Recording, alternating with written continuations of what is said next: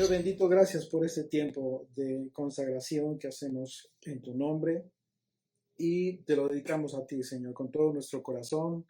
Te dedicamos este tiempo, te dedicamos este estudio, te rogamos que sean tus palabras, que sea tu espíritu el que nos hable a todos, a nuestro corazón, a nuestro espíritu, que todo lo que hoy tienes para darnos se quede en nuestro espíritu y no solamente en nuestra capacidad mental. Tú sabes que somos débiles en ese sentido, pero tú nos fortaleces en el espíritu, Señor. Así es de que te rogamos que todo esto que nos vas a ministrar el día de hoy se quede en nuestro espíritu y que tengamos conciencia, Señor. Hagamos conciencia acerca de todas las cosas que tú nos has instruido para que para que nosotros seamos fortalecidos en la obediencia, Señor, en la obediencia a toda tu instrucción, apercibidos, por supuesto, apercibidos de las consecuencias para el caso de que nosotros fallemos en desobediencia y aún más en rebelión, Señor. Que tu Espíritu sea con nosotros en atención a todo este capítulo tan importante que trajo consecuencias al pueblo, Señor, por causa de la desobediencia. Bendito Rey, gracias por este tiempo. Te lo consagramos, te lo dedicamos con todo el corazón y de toda sinceridad, Señor. Gracias, bendito Rey, por este día de reposo. En el nombre de Yeshua. Amén. Amén. Bienvenida, Betty Flores. Pues bien, continuamos. Vamos ahí al capítulo 26 del libro de Levítico. Por favor.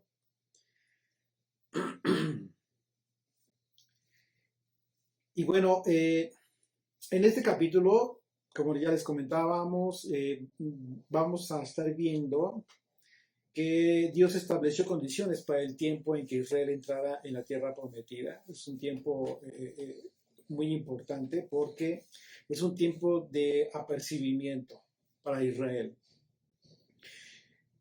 Todo esto que vamos a leer en el capítulo 26 tiene que ver precisamente con mandamientos que debía cumplir Israel en el tiempo en el que llegaran a la tierra prometida. ¿Por qué? Porque estableció consecuencias para el caso de que Israel no cumpliera con las condiciones establecidas por el Señor. Y en ese sentido, la obediencia siempre fue y es, por supuesto, es la obediencia. Nuestra obediencia es un requisito que Dios espera que su pueblo cumpla.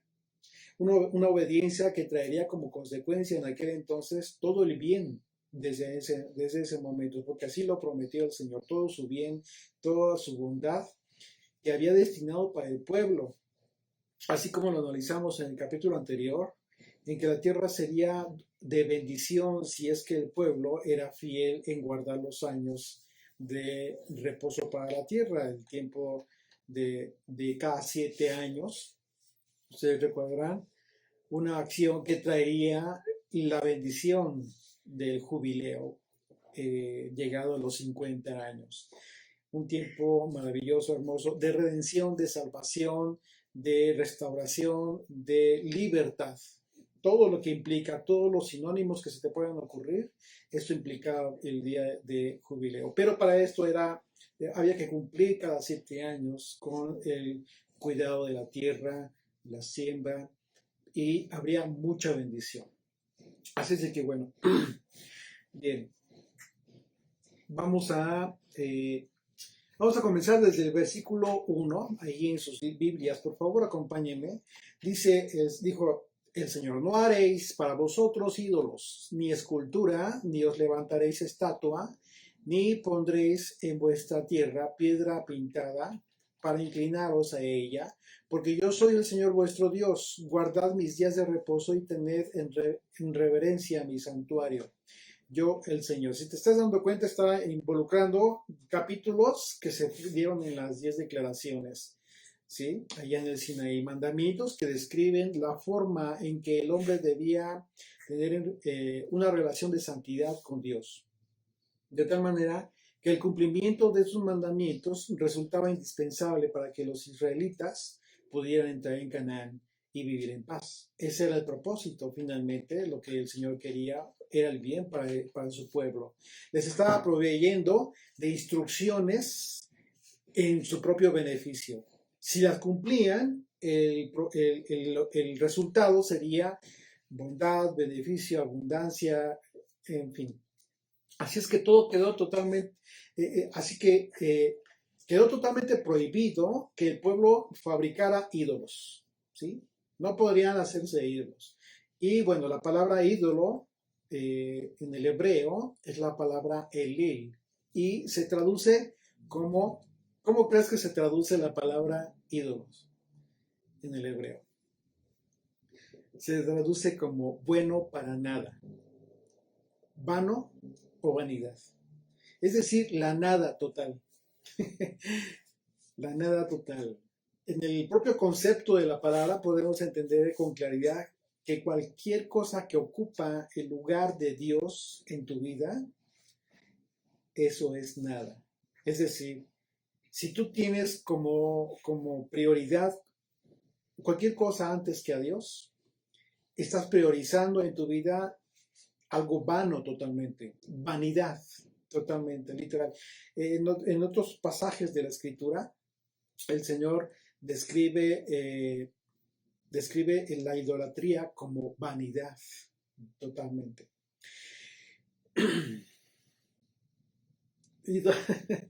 Así es. Sí da risa en la traducción, y se ríe Vicky. Efectivamente, pues sí, la verdad es que el resultado, el concepto, la traducción tal cual de esa palabra tiene que ver, precisamente con la nada. Bueno, pero si ustedes van a su libro Strong, dice tal cual, bueno para nada, buenos para nada, dice.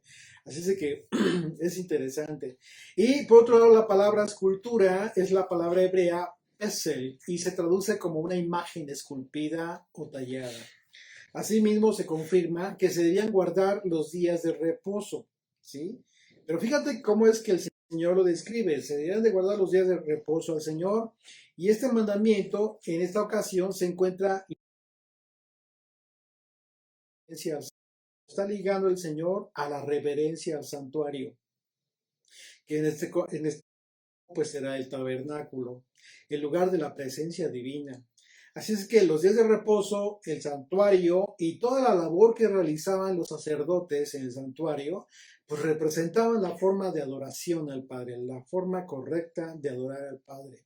Y lo liga con el día de reposo, un tiempo de santidad, por lo que la reverencia a esto en su conjunto, junto con el día de reposo, pues es un mandamiento inquebrantable. ¿Ok? Así es, la palabra se traduce para eh, ídolos, es la palabra elil, es e de Ernesto, L de Lalo, y latina, L de Lalo. Elil, tal cual se escucha, así se traduce, buenos para nada.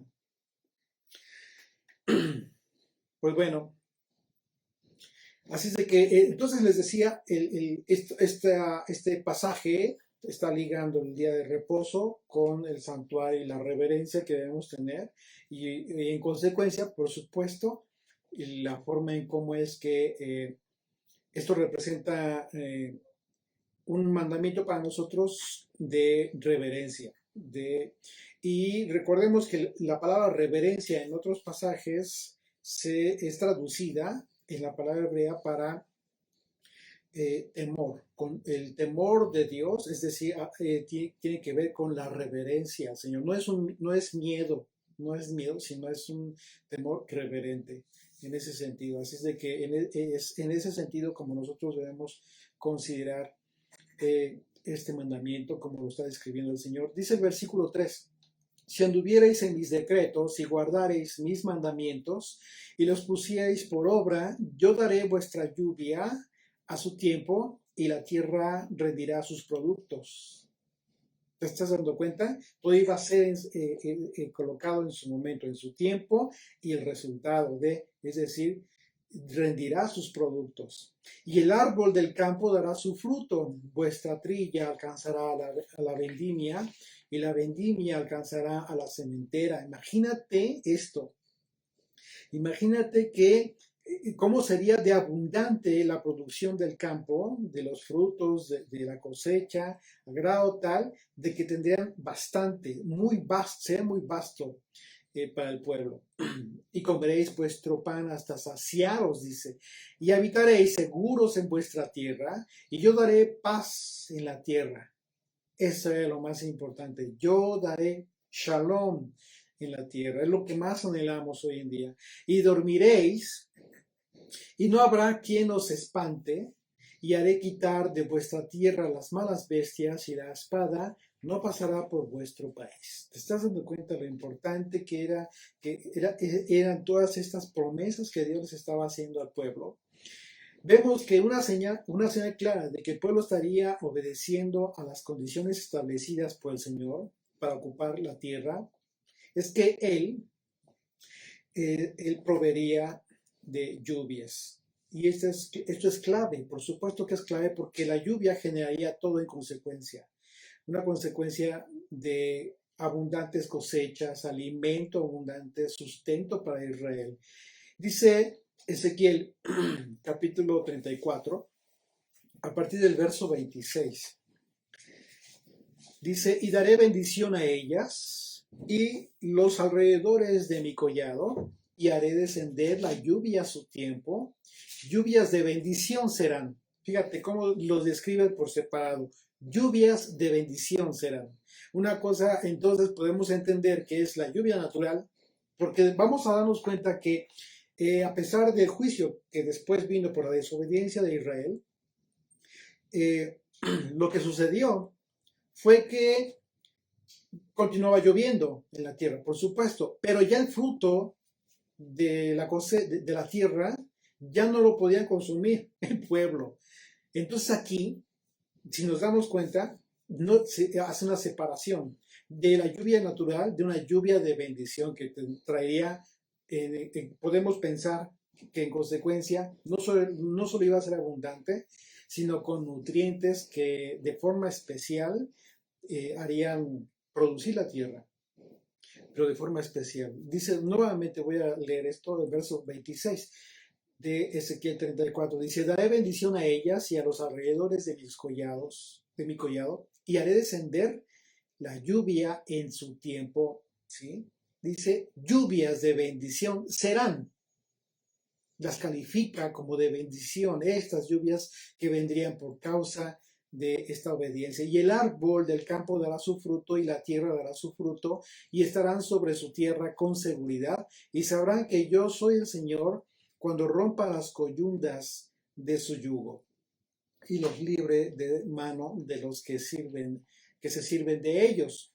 El profeta expresó esas palabras en el contexto del restablecimiento de Israel, en virtud de que para entonces, es decir, esto era una promesa para que ellos tuvieran esta bendición, si eran una vez entrando a Canaán, ellos fueran obedientes.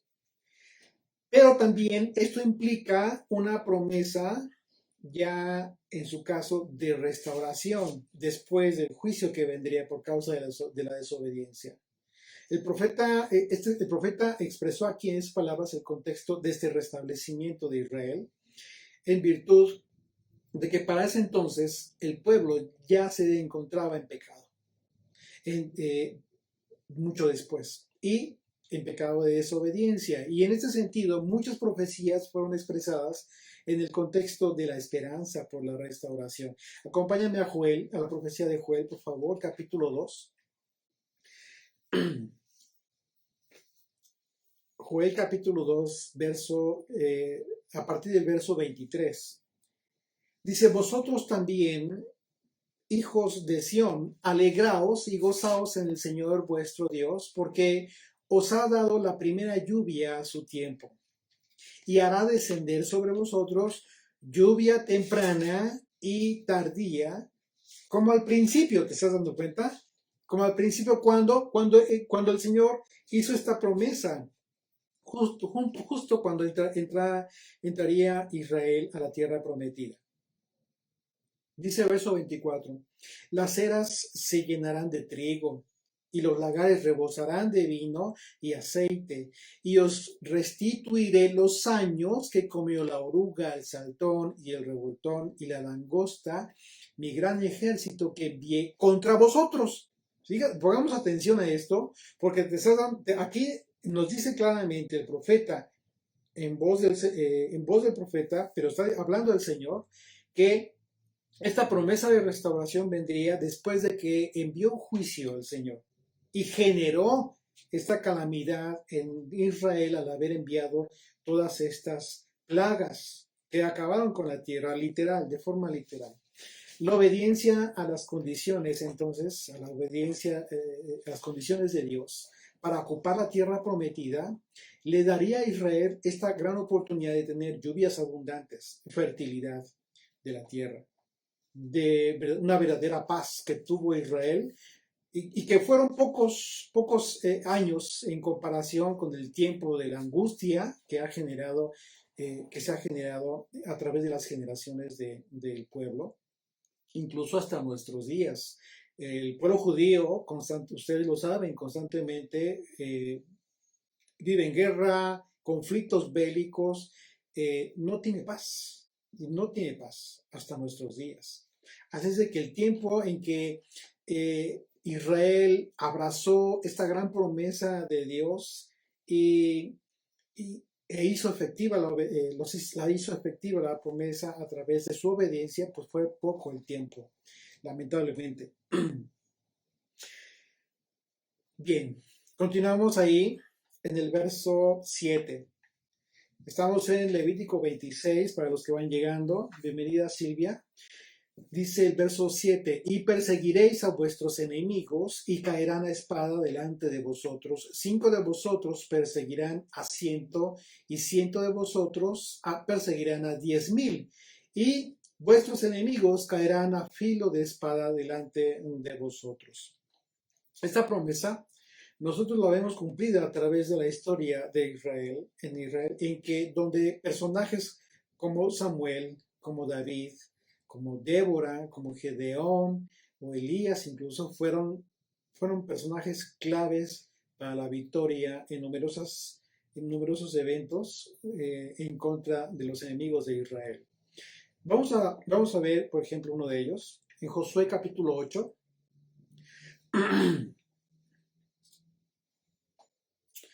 Perdón.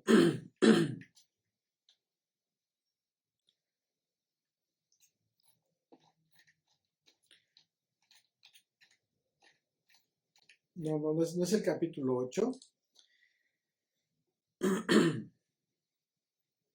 Dice, no tengo la cita completa, ahorita se las proporciono. Voy a leer el pasaje. Dice, si ustedes lo encuentran, por favor me lo proporcionan. Dice, mas el Señor, es el libro de Josué, mas el Señor vuestro Dios, al Señor vuestro Dios seguiréis, como habéis hecho hasta hoy. Pues ha arrojado el Señor delante de vosotros grandes y fuertes naciones, y hasta hoy nadie ha podido resistir delante de vuestro rostro. Un varón de vosotros perseguirá a 1,000, porque el Señor vuestro Dios es quien pelea por vosotros, como Él os dijo. Guardad pues con diligencia vuestras almas, para que améis al Señor vuestro Dios. Este pasaje es uno de muchos en donde el Señor efectivamente, como Él en reiteradas ocasiones lo expresó tajantemente, dijo que Él pelearía por su pueblo. Ustedes recordarán, por ejemplo, también en el caso de Gedeón, cuando él, dice Hansi, capítulo 23, a partir del verso 8, creo que sí, me parece que sí. Si por ahí me pueden confirmar.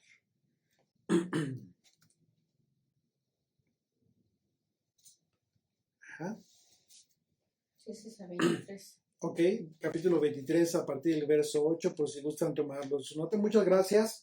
Muchas gracias, Hansi. Así es, efectivamente.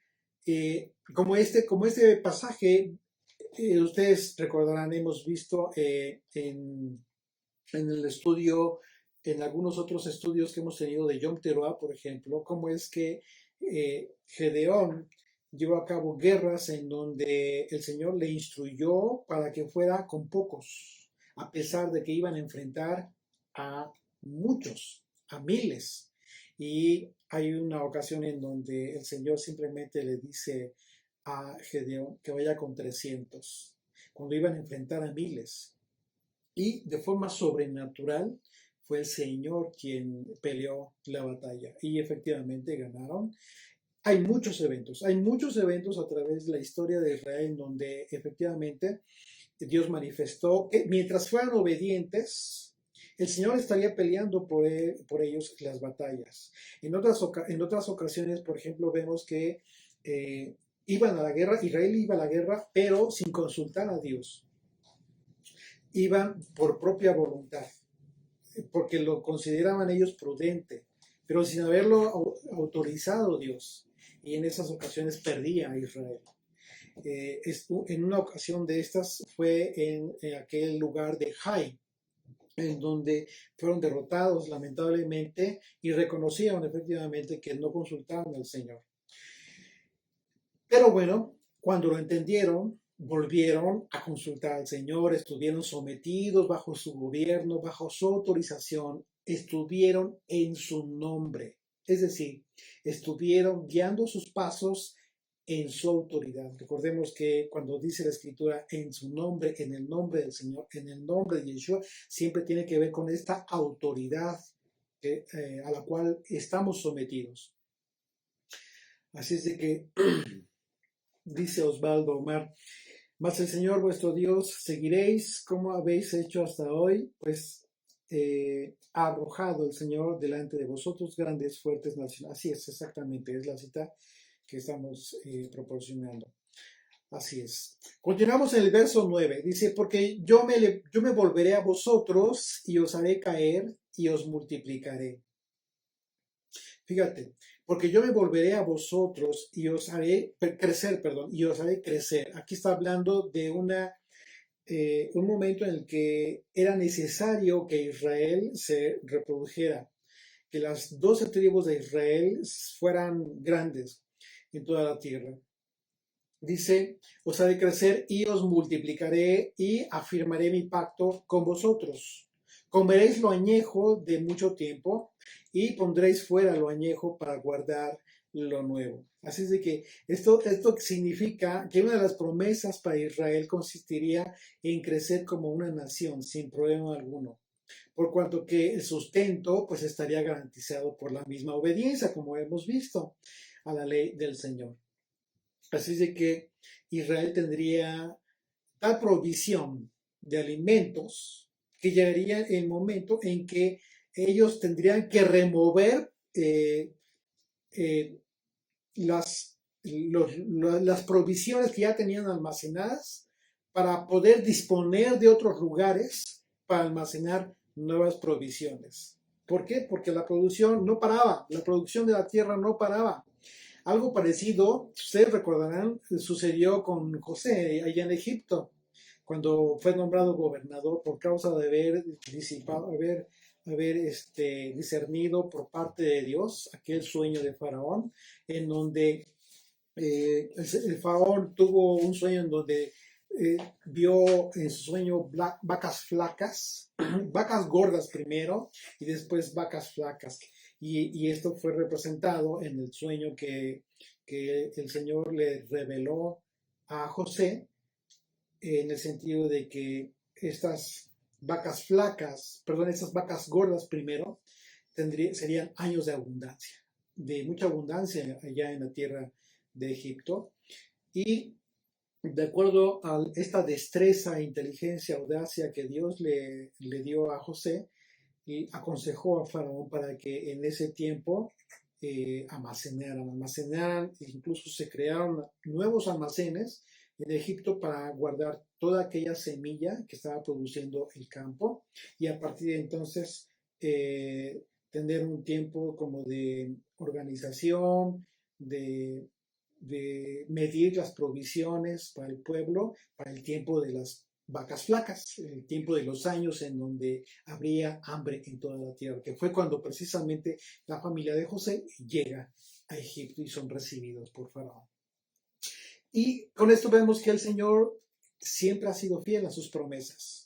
Dice el verso 11, y pondré mi morada en medio de vosotros y mi alma no os abominará, no los rechazará.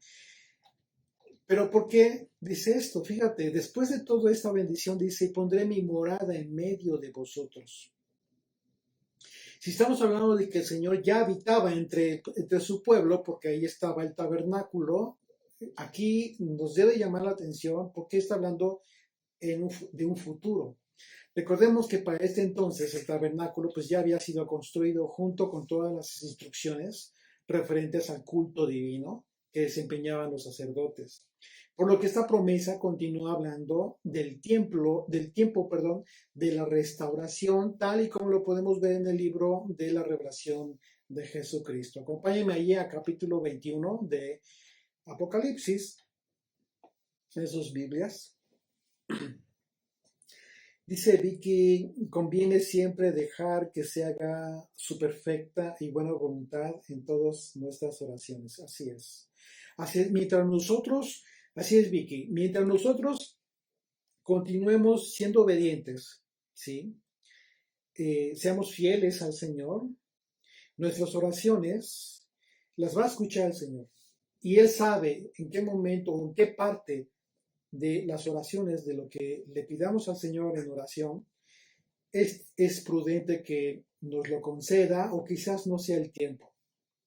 Pero finalmente debemos estar tranquilos, debemos tener paz acerca de lo que le pedimos al Señor. Efectivamente. Dice capítulo 21 de Apocalipsis, verso 3, dice, y oí una gran voz del cielo que decía, he aquí el tabernáculo de Dios con los hombres. ¿Te das cuenta? Dice el versículo 11 de Levítico 26, y pondré mi morada en medio de vosotros y mi alma no os abominará. Bueno, dice aquí una vez más el verso 3 del capítulo 21 de Apocalipsis, y oí una gran voz del cielo que decía, he aquí el tabernáculo de Dios con los hombres, y él morará con ellos, y ellos serán su pueblo. Y Dios mismo estará con ellos como su Dios. Así es. Así es. Es un tiempo, pero fíjate, y dice el verso 12, y andaré entre vosotros y yo seré vuestro Dios. Andaré entre vosotros y yo seré vuestro Dios y vosotros seréis mi pueblo. Así es de que la profecía de Isaías nos habla del cumplimiento de esta promesa. Hay una profecía de Isaías que nos habla de esta promesa. Ustedes la conocen a partir del nacimiento de Yeshua. Acompáñenme a Isaías, ahí en sus Biblias, el capítulo 7, por favor. A partir del verso 14 dice, por tanto, el Señor mismo os dará señal. He aquí que la Virgen concebirá y dará a luz un hijo y llamará su nombre Emmanuel. Aquí esto es importante, este pasaje, porque la palabra Emmanuel en el hebreo es la palabra Immanuel. Immanuel, que significa con nosotros está Dios. Con nosotros está Dios. Y si nos damos cuenta, lo que está anunciando desde Levítico el Señor es esto precisamente, y andaré entre vosotros, y yo seré vuestro Dios, y vosotros seréis mi pueblo. Es impresionante, ¿no? Es impresionante cómo es que las profecías van tomando su curso, y en ese sentido, más tarde, efectivamente, Mateo cita esta profecía al referir que efectivamente el deseo de Dios de estar entre su pueblo ya se había cumplido. Se estaba cumpliendo en el tiempo del nacimiento del Mesías Redentor de Israel. Vamos a recordar lo que citó Mateo, ahí en el capítulo 1 del Evangelio de Mateo, verso 21. Dice, y dará a luz un hijo y llamarás su nombre Yeshua, libertad. porque Él salvará a su pueblo de sus pecados. Salvación. ¿Ok? Verso 22. Todo esto aconteció para que se cumpliese lo dicho por el Señor por medio del profeta cuando dijo: He aquí, una virgen concebirá y dará a luz un hijo y llamarás su nombre Emmanuel. Immanuel, la profecía de Isaías, que traducido es Dios con nosotros. Tal cual. El Strong lo traduce así: Dios está con nosotros o Dios con nosotros. Si tú te estás dando cuenta, entonces, desde Levítico, el Señor está anunciando que este tiempo el Señor lo cumpliría en el momento del inicio de la restauración de todas las cosas a través del Hijo, a través de Yeshua. Así es. Dice verso 13 de Levítico 26. Regresamos a Levítico 26, verso 13. Yo, el Señor vuestro Dios, que os saqué de la tierra de Egipto, para que no fueseis sus siervos, y rompí las coyundas de vuestro yugo, y os he hecho andar con el rostro erguido. ¿Okay? Una vez más, la expresión del Señor al recordarle a Israel que Él fue el que los liberó de Egipto, pues es con todo el propósito de que ellos estén seguros de que si el Señor los liberó con todas estas maravillas y prodigios de la tierra de esclavitud de Egipto, asimismo, con esa misma poder sobrenatural, el Señor cumpliría todas estas promesas por causa de la obediencia de Israel. Lo único que pedía el Señor era obediencia de su pueblo. Y ahora veremos la advertencia que hizo Dios para el caso de que Israel desobedeciera sus mandamientos. Eso es tremendo, porque finalmente el Señor ya sabía. ¿Por qué lo sabía el Señor? Porque desde que salieron de Egipto, Israel siempre tuvo esta actitud de ingratitud, de rebelión, de desobediencia, de murmuración, ¿sí? A través de todo su recorrido en el desierto. Entonces el Señor sabía que en su momento el pueblo desobedecería. Y sabiendo esto, el Señor de antemano pues advierte. O sea, y el pueblo no podía decir: ¿por qué razón, Señor, nos has abandonado, nos has puesto tu rostro contra nosotros? No podría decir eso el pueblo, porque ya estaban advertidos. Lo único que tenían que hacer era recordar la Torá. Dice Levítico 26, verso 14, dice: si no me oyereis, si no me obedeces, ni hiciereis todos estos mis mandamientos, y si desdeñares mis decretos, y vuestra alma menospreciare mis estatutos, no ejecutando todos mis mandamientos, e invalidando mi pacto, es decir, quebrantar el pacto y negarse a escuchar y obedecer a Dios traería como consecuencia un juicio a la tierra, con las consecuencias inevitables para el pueblo, por supuesto.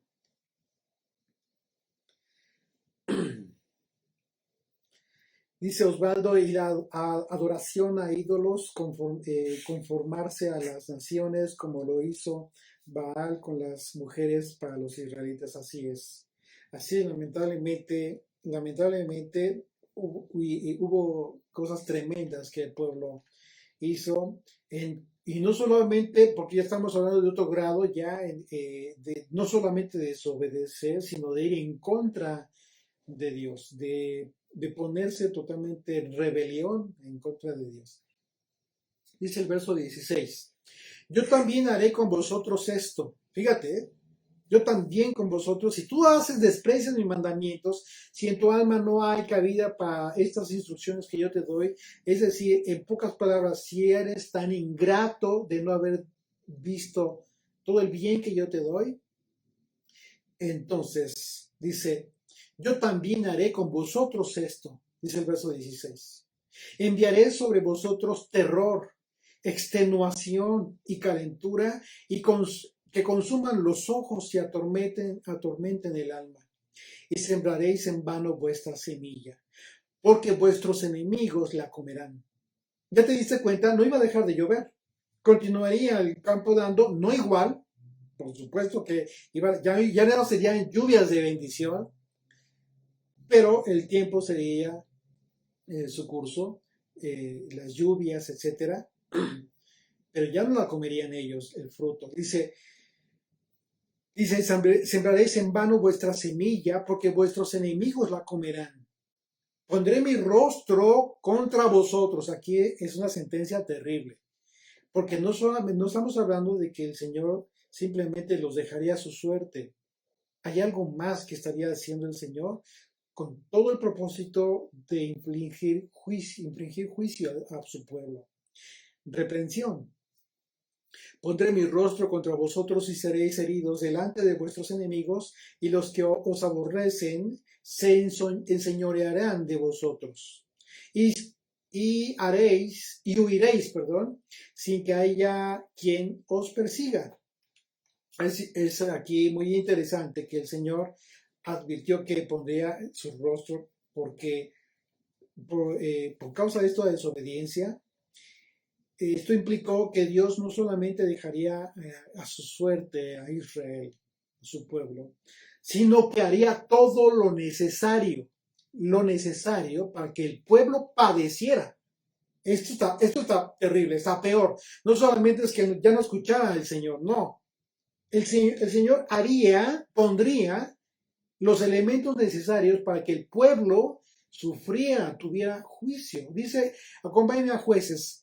Vamos a ver un poco de esto. Jueces capítulo 2, verso 14. Dice, y se encendió contra Israel el furor del Señor, el cual los entregó en manos de robadores que los despojaban, y los vendió a mano de sus enemigos de alrededor, y no pudieron ya hacer frente a sus enemigos. Dice verso 15, por donde quiera que salían, la mano del Señor estaba contra ellos para mal. O sea, sí estaba con ellos, pero para mal. Y estaba contra ellos. Dice, como el Señor había dicho y como el Señor se lo había jurado, y tuvieron gran aflicción. Es decir, tal cual el Señor lo había dicho, aquí en Jueces se está describiendo que efectivamente el Señor cumplió esta advertencia. Es claro que en las consecuencias de la desobediencia por parte de Israel, pues siempre estaría la mano de Dios. Y esto es impresionante. Este es un temor, por supuesto, un temor reverencial que a todos nos advierte. Por esa razón, Pablo habla de que todas las cosas que se escribieron son para que nosotros estemos apercibidos, estemos de antemano advertidos. Así es de que veamos lo importante de lo que implica una desobediencia a propósito, una rebelión. Saber las cosas que son correctas, pero no hacerlo, y ni siquiera tener la intención. Porque una cosa es que fallemos en muchos de los propósitos, pero otra cosa muy distinta es que simplemente no nos importe. Dice el verso, acompáñenme ahora a Miqueas, por favor, Miqueas capítulo 6, verso 13. Dice, por eso yo también te hice enflaquecer hiriéndote, asolándote por tus pecados. Comerás y no te saciarás, y tu abatimiento estará en medio de ti. Recogerás, mas no salvarás, y lo que salvares lo entregaré yo a la espada. Sembrarás, mas no segarás. Pisarás aceitunas, mas no te ungirás con el aceite, y mosto, mas no beberás el vino. Impresionante. ¿Qué se está describiendo aquí? Claramente se está describiendo un tiempo de asolamiento, un tiempo en el que nosotros podemos ver a través de la historia que Israel fue cautivo. Literalmente volvieron a ser esclavos, volvieron a trabajar para otros poderosos y finalmente el Señor estaba cumpliendo su promesa de emitir juicio, de cumplir juicio en contra de Israel. Dice el verso 18, continuamos, dice, y si aún con estas cosas no me oyereis, yo volveré a castigaros 7 veces más por vuestros pecados, y quebrantaré la soberbia de vuestro orgullo, y haré vuestro cielo como hierro. Está hablando de que no habría lluvias, aquí ya está hablando de este tiempo, y vuestra tierra como bronce. La tierra no daría su fruto. Vuestra fuerza se consumirá en vano, porque vuestra tierra no dará su producto, y los árboles de la tierra no darán su fruto. Así es. En el juicio establecido por Dios, entonces, él mismo estaba al pendiente del momento en que Israel se arrepintiera y escuchara la voz del Señor.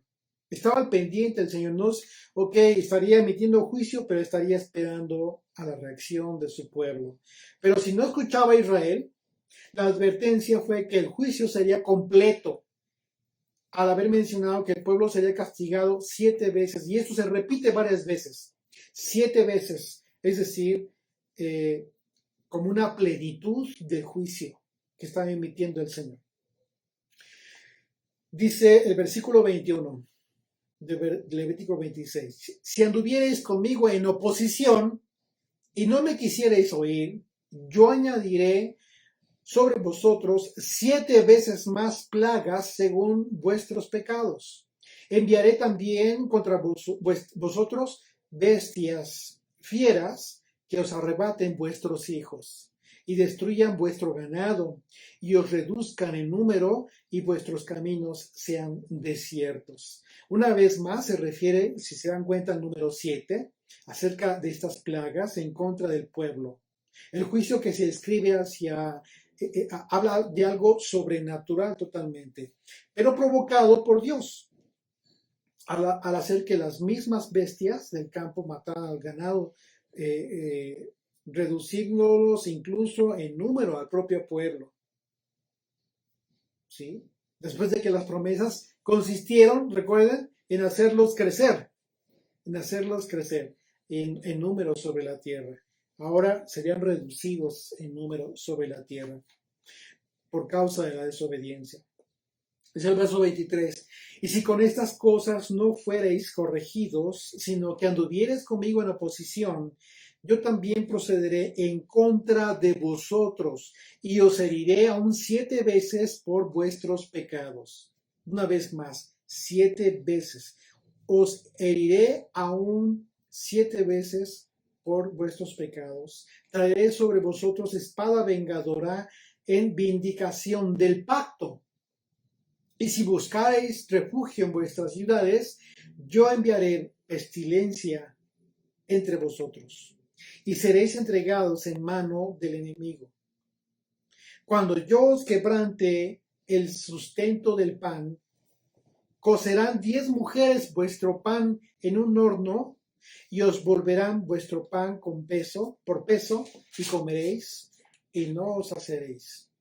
Una vez más se menciona el número 7 en relación al juicio completo por parte del Señor. Finalmente, todos estos juicios en su plenitud llevarían a Israel a la esclavitud que fue anunciada por los profetas, en el caso de Jeremías, en el caso de Ezequiel. Ezequiel capítulo 5, acompáñenme a la profecía de Ezequiel capítulo 5, a partir del verso 12, dice: una tercera parte de ti morirá por pestilencia, y será consumida de hambre en medio de ti. Y una tercera parte caerá a espada alrededor de ti. Y una tercera parte esparciré a todos los vientos, y tras ellos desenvainaré espada. ¿Te estás dando cuenta que ya está hablando de la dispersión, está hablando del cautiverio, está hablando de muerte, de una disminución del pueblo? Verso 13. Y se cumplirá mi furor y saciaré en ellos mi enojo y tomaré satisfacción y sabrán que yo, el Señor, he hablado en mi celo cuando cumpla en ellos mi enojo. Qué terrible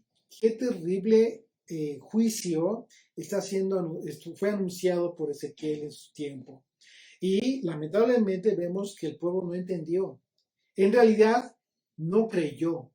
El pueblo, al no creer, haberse alejado del Señor, ya no creía.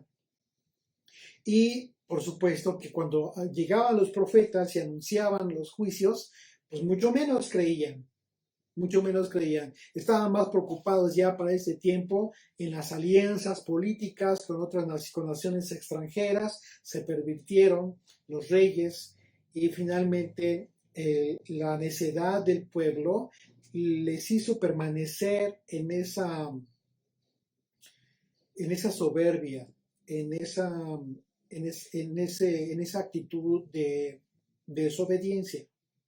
Dice el verso 27, continuamos, dice, si aún con esto no me oyereis, sino que procediereis conmigo en oposición, en contra de, yo procederé en contra de vosotros con ira, y os castigaré aún 7 veces por vuestros pecados.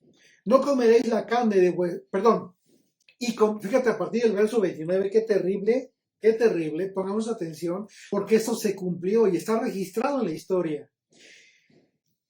Y comeréis la carne de vuestros hijos, y comeréis la carne de vuestras hijas. Destruiré vuestros lugares altos, hablando de la idolatría, y derribaré vuestras imágenes, y pondré vuestros cuerpos muertos sobre los cuerpos muertos de vuestros ídolos, y mi alma os abominará.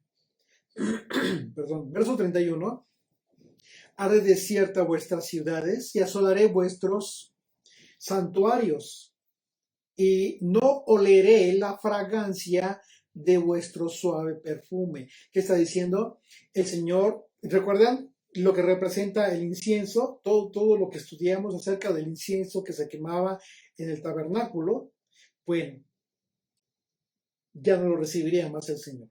Ya no lo tomaría más en cuenta. Ya no servía de nada que estuvieran ahí llevando a cabo los sacerdotes esta labor acerca del incienso y todo lo que representaba. No oleré la fragancia de vuestro suave perfume. Asolaré también la tierra y se pasmarán por ello vuestros enemigos que en ella moren. A vosotros os esparciré entre las naciones, ya hablando de la dispersión entre las naciones del mundo, está hablando de un tiempo en el que la simiente de Abraham estaría dispersada a las naciones del mundo. Por esa razón es importantísimo que este mensaje, el mensaje del Evangelio, sea compartido. ¿Por qué? Porque muchos, aquellos que han sido predestinados desde el principio de los tiempos por Dios, están siendo llamados por el Espíritu a través de este mensaje. Y recuerden que acomodando lo espiritual es como efectivamente el espíritu de aquellas gentes que estén en las naciones van a ser llamadas por el Espíritu. Todo esto, independientemente de lo que podamos comprender en nuestra capacidad mental, en nuestro espíritu, etcétera, cada día de reposo, cada vez que nos disponemos a estudiar la Escritura, independientemente de lo que en nuestra capacidad física podamos adquirir, hay un aspecto espiritual que solo depende de Dios y no de nosotros, y por medio del cual está llamando a sus hijos, está llamando a aquellos pequeños a recibir este alimento, este aliento de vida, porque a eso vino Yeshua, a recobrar lo que se perdió. Por esa razón, aquí el Señor está hablando de este tema, que en su momento, lo que se vendría a ser como un juicio para este entonces, para Judá, pues bueno, vendría a ser de bendición para las naciones del mundo. Dice una vez más, verso 33 de Levítico 26, y a vosotros os esparciré entre las naciones y desenvainaré espada en pos de vosotros, y vuestra tierra estará asolada y desiertas vuestras ciudades. Está hablando efectivamente del tiempo en que serían ya llevados. Y así sucedió. Efectivamente, cautivos como resultado de la guerra y el sitio a las ciudades de Israel por las naciones que llevaban guerra en contra de la nación. Y lo vemos en los sitios que se se llevaron a cabo en Samaria y en Jerusalén. Acompáñame al segundo libro de Reyes, por favor. Así es, Flor. Él nos escogió a nosotros y no nosotros a Él. Así es. Dice Vicky Lechuga, qué tremendo es caer en manos del Dios vivo por la desobediencia. Así es exactamente. Eso que está manifestando Vicky es el temor reverente que debemos tener acerca de caer en manos del Dios vivo. Por esa razón, debemos poner mucha atención en todo esto que estamos recordando, citando, acerca de lo que sucedió en la historia, en la antigüedad, porque sucedió precisamente para que nosotros estemos advertidos. Segundo libro de Reyes, capítulo 6, por favor acompáñenme en sus Biblias, a partir del verso 24. Dice, después de esto aconteció que Ben-Hadad, rey de Siria, reunió todo su ejército y subió y sitió a Samaria. Y hubo gran hambre en Samaria.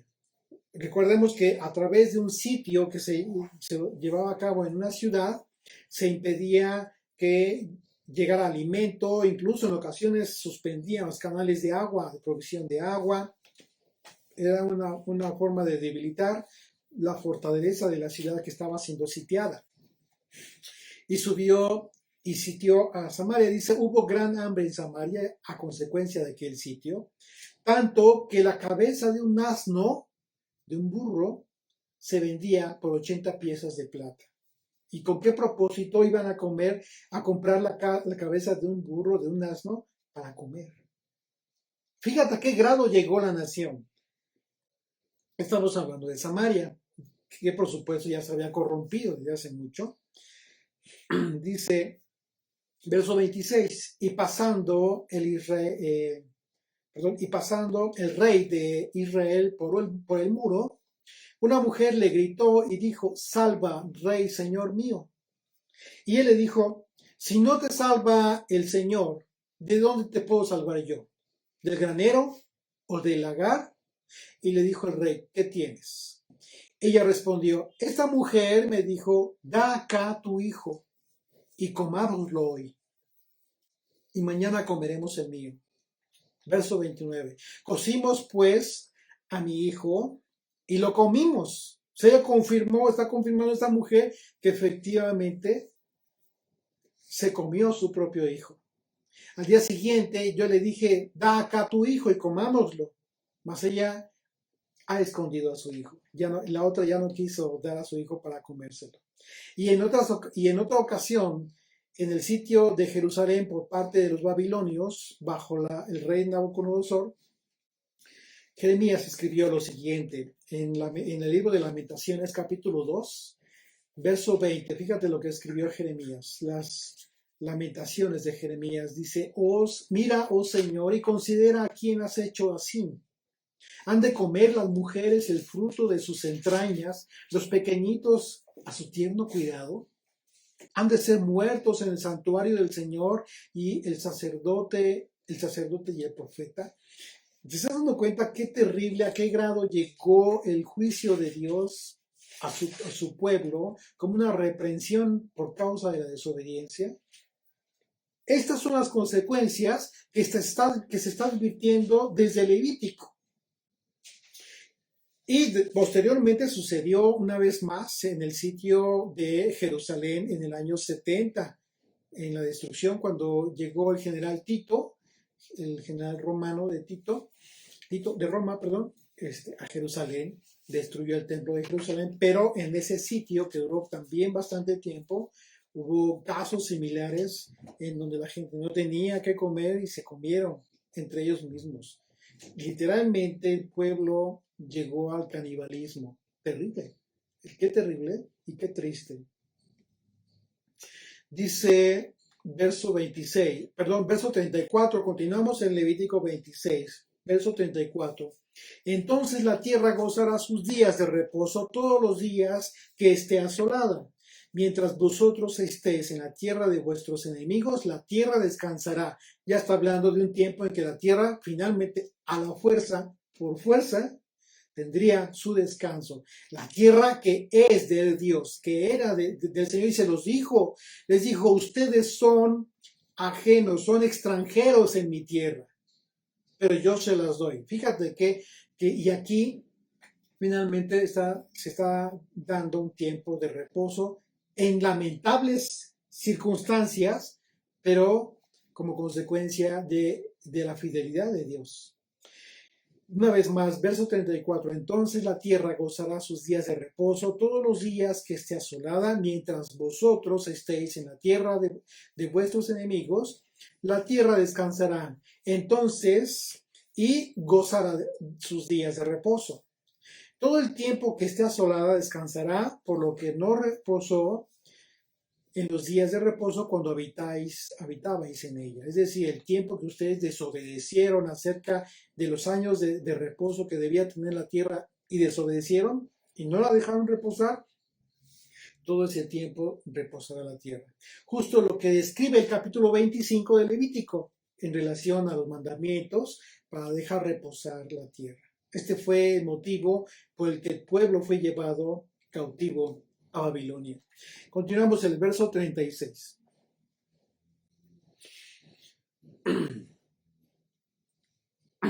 Así es, la consecuencia fue llevarlos a Babilonia, exactamente, Osvaldo, como dice Osvaldo, sí, literalmente.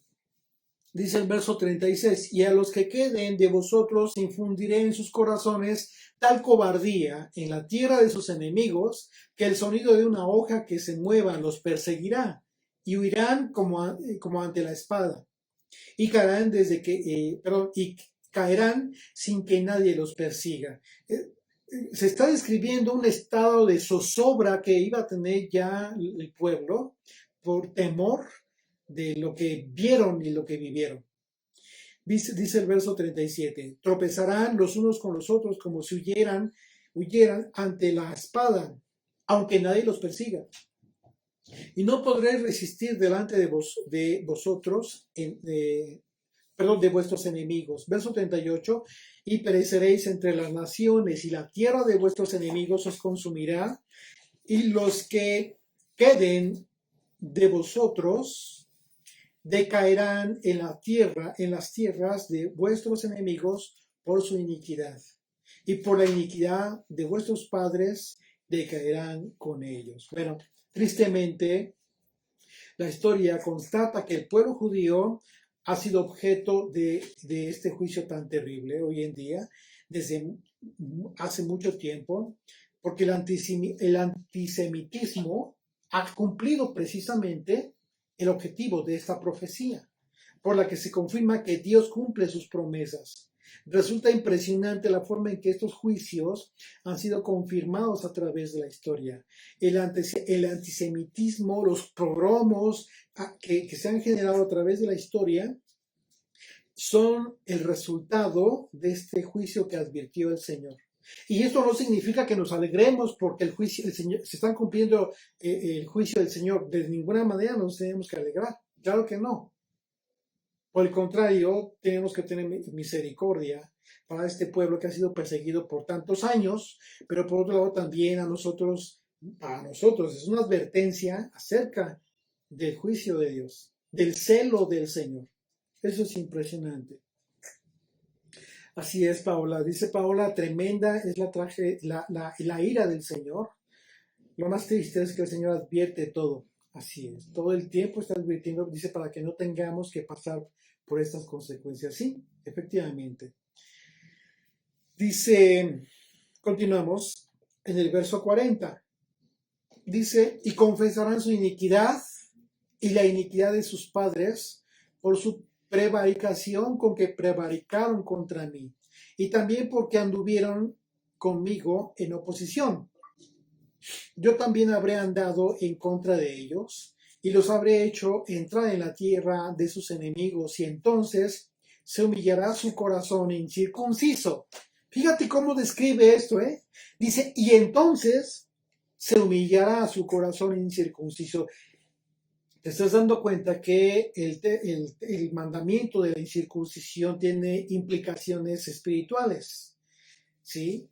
debe de tener implicaciones espirituales, porque finalmente no te sirve la circuncisión en la carne si no es una consecuencia de la circuncisión en el corazón. Una te lleva a otra. En la obediencia, recordemos que todo este capítulo, el punto central para ti, para mí, es poner la atención en la obediencia.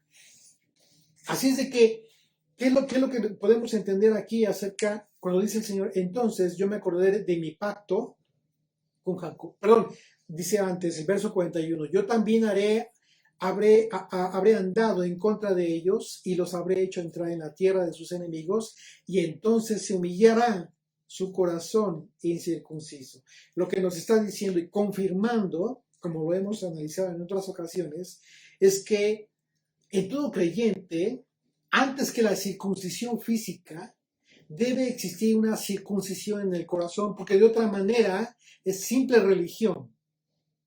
Por supuesto que debemos cumplir el mandamiento de la circuncisión, pero no si en ti no se ha cumplido esta circuncisión en el corazón. Por eso Pablo no obligaba a nadie. Pablo no obligaba a circuncidarse a la gente. ¿Por qué? Porque eso tiene que ver con un corazón circuncidado. La circuncisión en el corazón es lo que te lleva a la obediencia de toda la ley. ¿Qué significa esto? Que la circuncisión de tu corazón te va a llevar a la circuncisión en la carne. ¿Por qué? Porque tiene implicaciones espirituales, de confirmación en tu fe. La fe que vives, si no, entonces, ¿qué fe es la que vives? Dice,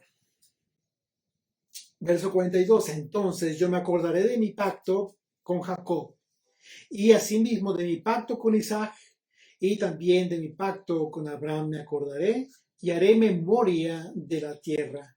Finalmente el Señor, por causa del pacto hecho con Abraham, Isaac y Jacob, con los patriarcas, sería confirmado por el Señor, este pacto, para no destruir del todo a su pueblo. Sin embargo, el juicio del Señor cesaría solo hasta qué momento, hasta que el pueblo se humillara, ¿sí? Y confesara su pecado en contra de Dios y se arrepintieran. Estamos hablando de un tiempo de arrepentimiento y de clamor por el perdón y reconocer que finalmente el corazón del pueblo había sido incircunciso. Es decir, volver a empezar, como un pacto renovado. ¿Ya te diste cuenta? Continuamos el verso 43. Pero la tierra será abandonada por ellos.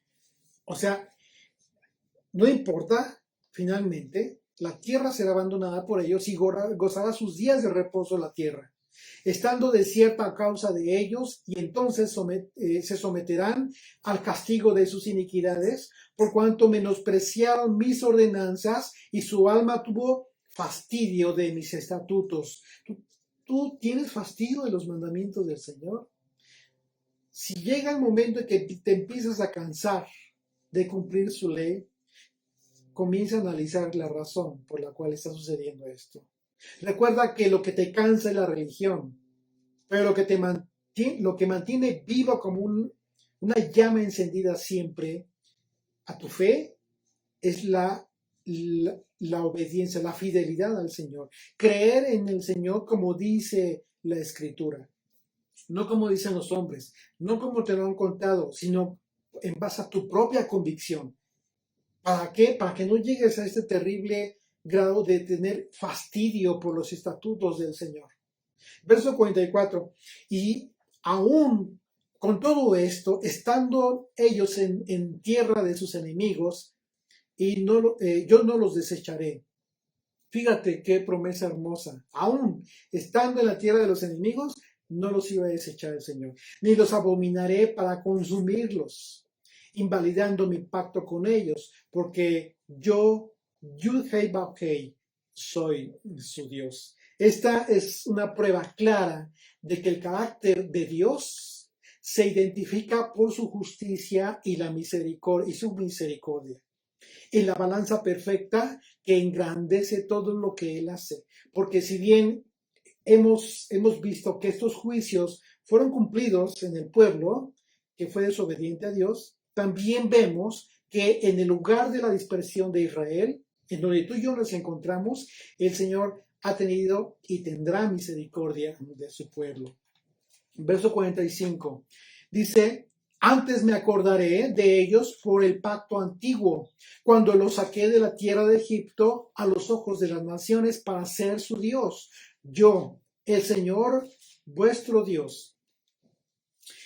Estos son los estatutos y ordenanzas y leyes que estableció el Señor entre sí y los hijos de Israel en el monte de Sinaí por mano de Moisés. Bueno, Dios sería fiel a su pacto, al pacto dado a los patriarcas, porque aunque Moisés transmitió la ley al pueblo, ¿sí?, lo cierto es que los destinatarios no cumplieron el propósito divino, sino que sería hasta la venida de aquel profeta que Dios levantaría de entre el pueblo al profeta de profetas, a Yeshua, en quien el pacto por el que Israel prevalecería por siempre sería renovado a través de la ofrenda perfecta en la cruz de Yeshua.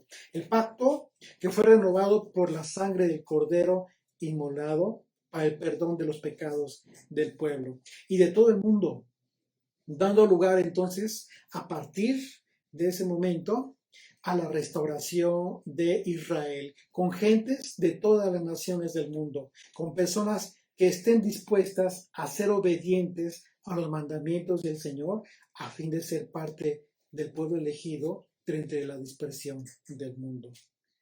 Amén. Vamos a dar gracias por este tiempo de meditación en su palabra y de obediencia en el día de reposo, acerca de escuchar su voz y bueno, que este tiempo en que tenemos de reflexionar, el Señor nos permita retener sus palabras en nuestro corazón, en nuestro espíritu. Vamos a orar. Bueno. Señor, gracias por ese hermoso día que nos da, Señor. Gracias porque nos permitiste vivir el día de hoy, Señor. Gracias porque nos permitiste celebrar tu Shabbat, porque aprendimos más de tu palabra hoy, Señor. Permítenos seguir guardando tu día de reposo, Señor, y cerrarlo con gozo. En el nombre de Yeshua. Amén. Amén.